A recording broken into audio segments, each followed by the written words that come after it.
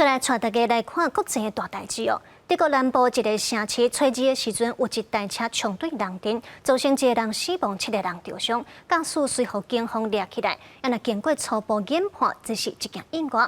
另外，伫咧美国的黄石公园嘛发生严重的交通意外。初一有游览车去弄到货车，毋但货车驾驶当场死亡，游览车顶6个游客嘛过身。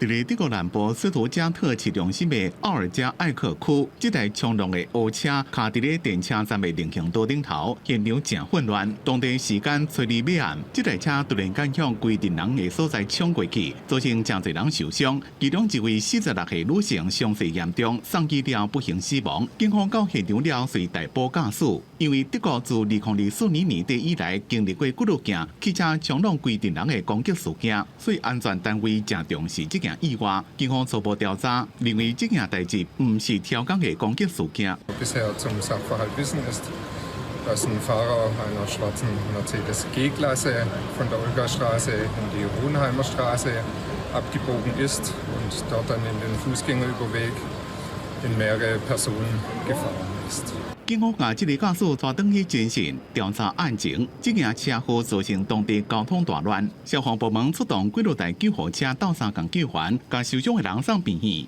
Die Feuerwehr Stuttgart behandelt hier gemeinsam mit dem Rettungsdienst der Stadt Stuttgart mehrere Verletzte. Aktuell sind darunter 3 Schwerverletzte. Die weiteren Verletztenzahlen sind aktuell noch dynamisch, sodass wir diese aktuell noch erheben. 另外，在美国爱达荷州黄石国家公园西区入口24公里的所在，初日发生游览车去围着货车的交通意外，现场的车导火，乌烟窜到天顶去哩。一台载着14位游客游览车撞到一台货车，货车驾驶当场死亡，游览车顶有6位游客不幸死亡。这件车祸和当地主要交通干道暂时封起来，警方也正在调查代志发生的原因。公司新闻张淑芬编辑。